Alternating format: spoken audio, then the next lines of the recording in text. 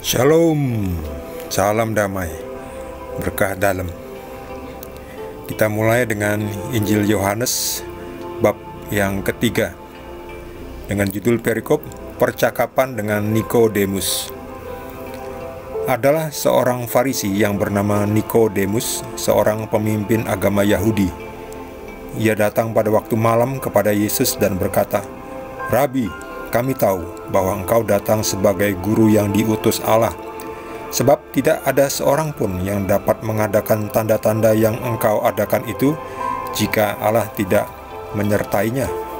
Yesus menjawab, katanya, "Aku berkata kepadamu, sesungguhnya jika seorang tidak dilahirkan kembali, ia tidak dapat melihat kerajaan Allah."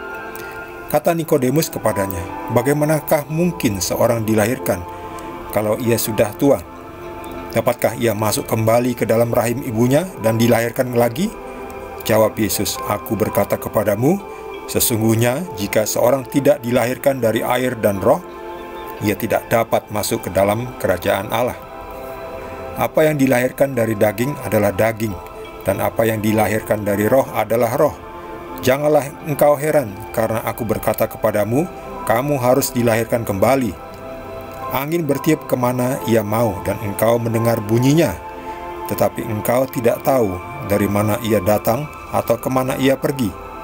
Demikianlah halnya dengan tiap-tiap orang yang lahir dari roh." Nikodemus menjawab katanya, "Bagaimanakah mungkin hal itu terjadi?" Jawab Yesus, "Engkau adalah pengajar Israel, dan engkau tidak mengerti hal-hal itu? Aku berkata kepadamu, sesungguhnya kami berkata-kata tentang apa yang kami ketahui, dan kami bersaksi tentang apa yang kami lihat, tetapi kamu tidak menerima kesaksian kami. Kamu tidak percaya waktu aku berkata-kata dengan kamu tentang hal-hal duniawi. Bagaimana kamu akan percaya kalau aku berkata-kata dengan kamu tentang hal-hal surgawi? Tidak ada seorang pun yang telah naik ke surga selain daripada Dia yang telah turun dari surga, yaitu Anak Manusia. Dan sama seperti Musa meninggikan ular di padang gurun, demikian juga Anak Manusia harus ditinggikan, supaya setiap orang yang percaya kepadanya beroleh hidup yang kekal. Karena begitu besar kasih Allah akan dunia ini, sehingga Ia telah mengaruniakan Anaknya yang tunggal, supaya setiap orang yang percaya kepadanya tidak binasa, melainkan beroleh hidup yang kekal. Sebab Allah mengutus anaknya ke dalam dunia bukan untuk menghakimi dunia, melainkan untuk menyelamatkannya oleh Dia. Barang siapa percaya kepadanya, ia tidak akan dihukum. Barang siapa tidak percaya, ia telah berada di bawah hukuman, sebab ia tidak percaya dalam nama Anak Tunggal Allah. Dan inilah hukuman itu, terang telah datang ke dalam dunia, tetapi manusia lebih menyukai kegelapan daripada terang, sebab perbuatan-perbuatan mereka jahat. Sebab barang siapa berbuat jahat, membenci terang, dan tidak datang kepada terang itu, supaya perbuatan-perbuatannya yang jahat itu tidak nampak. Tetapi barang siapa melakukan yang benar, ia datang kepada terang, supaya menjadi nyata bahwa perbuatan-perbuatannya dilakukan dalam Allah. Demikianlah sabda Tuhan. Nikodemus ini seorang Farisi. Orang Farisi ini ahli dalam hukum Tauratnya. Seorang guru juga ya. Seorang pemimpin agama Yahudi. Dia orang Farisi. Orang Farisi, orang yang terpelajar, tahu tentang agama Yahudi. Tapi Nikodemus ini orangnya pikirannya terbuka, mau belajar, mau menerima sesuatu yang baru. Ia datang malam-malam kepada Yesus. Gak tahu kenapa malam datangnya. Mungkin Nikodemus ini mungkin takut kepada orang-orang Farisi yang lain, karena orang-orang Farisi yang lain itu orangnya munafik ya. Mereka tidak suka dengan Yesus yang jujur, yang apa adanya. Nikodemus datang pada waktu malam, supaya mungkin tidak diketahui oleh para orang-orang Farisi yang lain. Rabi, kami tahu engkau datang sebagai guru yang diutus Allah.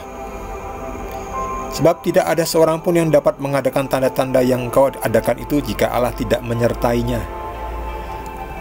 Ya betul, tidak ada seorang pun yang dapat mengadakan tanda-tanda yang Yesus adakan itu jika Allah tidak menyertainya. Jadi entah orang itu mendapatkan penyertaan dari Tuhan atau orang itu adalah Tuhan sendiri. Ya, Yesus adalah Tuhan itu sendiri. Yesus memberikan kuasa kepada orang-orang, kepada Petrus, kepada murid-muridnya untuk mengadakan tanda-tanda. Tetapi Yesus sendiri ya mendapatkannya dari dirinya yang adalah Tuhan. Ya, Tuhan yang menjadi manusia. Sesungguhnya seorang tidak dilahirkan, jika tidak dilahirkan dari air dan roh, ia tidak dapat masuk ke dalam kerajaan Allah. Di sini Yesus mengatakan kepada Nikodemus bahwa orang harus dilahirkan kembali. Tapi Nikodemus ini orangnya duniawi ya, jadi tidak memahami maksud Tuhan Yesus. Bahwa yang maksud Tuhan Yesus itu bukan dilahirkan kembali masuk ke dalam rahim ibunya, bukan seperti itu. Sebab yang dilahirkan oleh daging adalah daging ya, dari dunia ini. Tapi yang dilahirkan dari roh ini dan dari air adalah dari kerajaan surga. Apa yang dilahirkan dari daging adalah daging. Dan apa yang dilahirkan dari roh adalah roh. Nah, kalau kita mau masuk ke dalam kerajaan surga, kita tidak bisa kalau hidup kita hanya dari daging ya. Kita harus hidup di dalam roh. Sebab nanti kita akan mati, tubuh kita akan dikonversi menjadi tubuh rohani. Kalau tubuh rohani kita tidak kompatibel atau tidak sesuai dengan persyaratan kerajaan surgawi, kita tidak bisa masuk ya. Jadi tubuh kita harus kompatibel ya, sudah di-upgrade. Seperti misalnya peralatan elektronik ya, laptop, handphone sudah di-upgrade dengan versi yang terbaru. Jadi versi terbarunya apa? Roh. Hidup di dalam roh. Kita harus dibaptis, artinya kita dilahirkan kembali di dalam roh. Roh kita sudah di-upgrade sesuai kompatibel dengan kerajaan surga.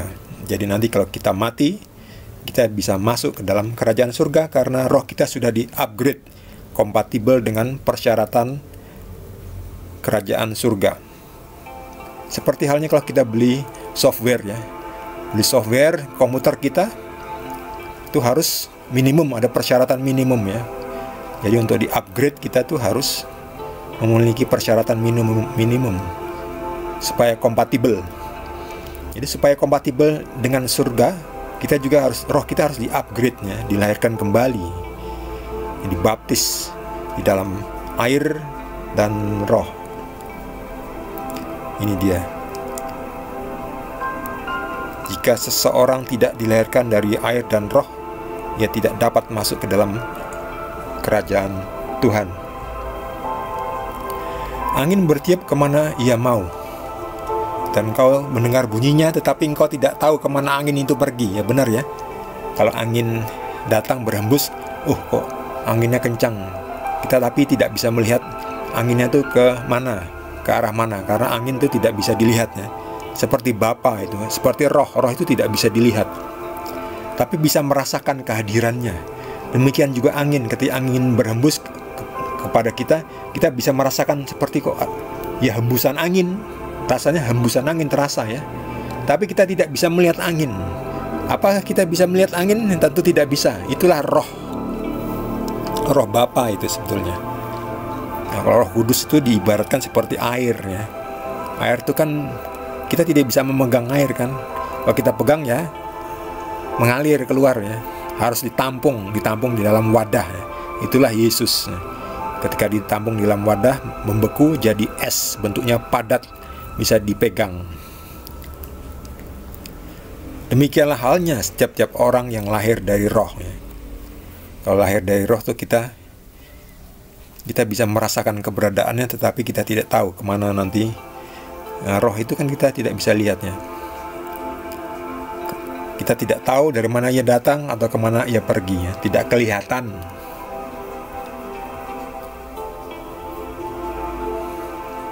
Kamu tidak percaya waktu aku berkata-kata dengan kamu tentang hal-hal duniawi. Bagaimana kamu akan percaya kalau aku berkata-kata dengan kamu tentang hal-hal surgawi? Kebanyakan ahli-ahli agama di dunia kita ini saat ini kan taunya cuman yang tertulis di buku, ya. Bahkan yang tertulis di buku di Alkitab sudah tertulis sejarah itu, ada catatan sejarah, mereka tidak percaya. Kamu tidak percaya waktu aku berkata-kata dengan kamu tentang hal-hal duniawi. Hal-hal duniawi seperti apa? Seperti catatan sejarah, ya. Beberapa kelompok orang tidak percaya adanya Holocaust. Holocaust itu pembantaian orang Yahudi di zaman Nazi, ya, sekitar tahun 1940-an. Itu beberapa orang gelintir kelompok atau banyak juga yang nggak percaya. Itu mereka mengingkari sejarah pembantaian bangsa Yahudi sampai berjuta-juta mati di dalam ruang gas, ya, gas chamber. Mereka dibantai, ya, sadis. Itu mereka mengingkari gitu. Mengingkari bagaimana mereka akan bisa menerima hal-hal surgawi kalau hal-hal fakta sejarah yang belum ada 100 tahun saja mereka tidak percaya atau tidak mau percaya. Padahal buktinya banyak, ya. Catatan-catatan berita, bahkan dokumentasi film, video itu kan ada, ya, pembantaian orang-orang Yahudi di kamp konsentrasi Nazi Jerman yang waktu itu dipimpin oleh Hitler. Kalau kamu tidak percaya dengan hal-hal duniawi, bagaimana kamu akan percaya kalau aku berkata-kata tentang hal-hal surgawi, ya? Lebih tinggi lagi derajatnya, tingkatnya. Makanya Yesus mengatakan ketika kamu harus dilahirkan kembali di dalam roh, dia nggak paham maksudnya apa. Ya itulah banyak sekarang ini, ya, orang-orang yang berseberangan dengan kita itu nggak percaya. Mereka hidupnya sebatas duniawinya aja nggak sempurna. Artinya mereka mengikuti catatan sejarah aja nggak bisa. Bagaimana bisa mengikuti catatan sejarah yang terjadi 2000 tahun lalu? Ya, mengakui catatan sejarah yang masih ada bukti otentiknya di tahun 1940-an aja nggak bisa, apalagi yang tahun 0, tahun masa Yesus hidup. Bahkan mereka menyangkal bahwa Yesus disalib, ya, padahal catatan sejarahnya ada. Mereka nggak mau terima, ya, berarti memang mereka bukan tidak bisa paham, tetapi tidak mau paham. Bagi mereka yang tidak mau paham itu tidak bisa ditolong, ya. Mereka akan menanggung akibatnya sendiri nanti di hari penghakiman. Tidak ada seorang pun yang telah naik ke surga selain daripada Dia yang telah turun dari surga, yaitu Anak Manusia. Anak Manusia itu siapa? Tuhan Yesus. Disebut Anak Manusia karena apa? Karena Yesus lahir oleh Maria, dari rahim Maria, menjadi seorang anak. Makanya disebut Anak Manusia, karena bentuknya manusia, tapi Dia adalah Tuhan. Yesus adalah Tuhan yang menjadi manusia. Kembali lagi, Tuhan bisa jadi manusia. Manusia tidak bisa jadi Tuhan. Oke? Begitu besar kasih Allah akan dunia ini, sehingga Ia mengaruniakan anaknya yang tunggal, supaya setiap orang yang percaya kepadanya tidak binasa, melainkan beroleh hidup yang kekal. Anaknya yang tunggal, makanya disebut anak Tuhan. Anak Tuhan yang menjadi manusia, menjadi istilahnya anak manusia. Tuhan yang menjadi manusia. Siapa percaya kepada Yesus, kepadanya ini ialah anaknya. Siapa yang percaya kepada anaknya, kepada Yesus, tidak binasa, melainkan beroleh hidup yang kekal. Mantap. Ini saya garis bawahi, ya. Hampir semuanya digaris bawahi karena semuanya penting. Sebetulnya ini juga penting, tapi saya ingin menekankan supaya singkat waktunya. Barang siapa percaya kepadanya, ia tidak akan dihukum. Barang siapa tidak percaya, ia telah berada di bawah hukuman, sebab ia tidak percaya dalam nama Anak Tunggal Allah. Anak Tunggal Allah, hanya Yesus, nggak ada yang lain. Dialah Mesias, Tuhan yang menjadi manusia, Tuhan yang menyertai kita, Emmanuel. Terang telah datang ke dalam dunia, tetapi manusia lebih menyukai kegelapan daripada terang, sebab perbuatan-perbuatan mereka jahat. Ya, ini di dunia kita ini ya, sudah dikasih tahu ajaran yang baik, tidak mau mengikuti. Lucunya dikasih ajaran yang jahat, malah mengikuti. Aneh kan? Itu dunia itu yang gelap ya, yang menyukai kegelapan ini. Lalu katanya, loh tapi itu orangnya ada yang baik-baik juga kok dari agama seberang. Ya betul. Artinya ada dua prinsip, ajaran baik dan ajaran kurang baik atau ajaran yang jahat ya. Jadi hitunglah ajaran baik dan ajaran yang jahat. Kalau sudah diajarkan yang baik, tidak melakukan ajarannya, jadinya tidak ada hasilnya. Hasilnya jadi jelek. Tetapi kalau diajarkan yang jahat, tetapi tidak dilakukan, hasilnya jadi baik malah kan. Nah, kalau ajarannya jahat dan dilakukan persis sesuai yang diajarkan, jadinya juga jahat, jadinya juga jelek. Nah, untuk ajaran yang baik, menghasilkan yang baik, ya harus dilakukan, dipraktekkan. Makanya ada orang-orang seberang yang kok hidupnya baik, menghasilkan sesuatu yang baik, yang berguna. Itu karena mereka tidak mengikuti ajarannya yang jahat. Makanya mereka jadi baik. Kebalikannya, yang sudah diajarkan baik, tidak mengikuti ajarannya yang baik, jadinya malah jahat.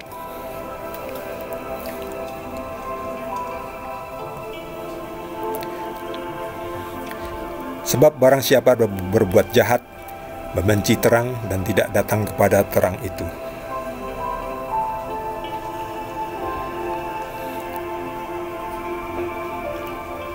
Bagi saudara yang mendapatkan tambahan penjelasan dari Tuhan Yesus secara langsung, boleh juga berbagi dengan kita semua. Bagi yang belum subscribe, jangan lupa di subscribe. Kita akan lanjutkan dengan perikop yang kedua dari Injil Yohanes bab 3. Terima kasih. Tuhan Yesus berkati kita semua.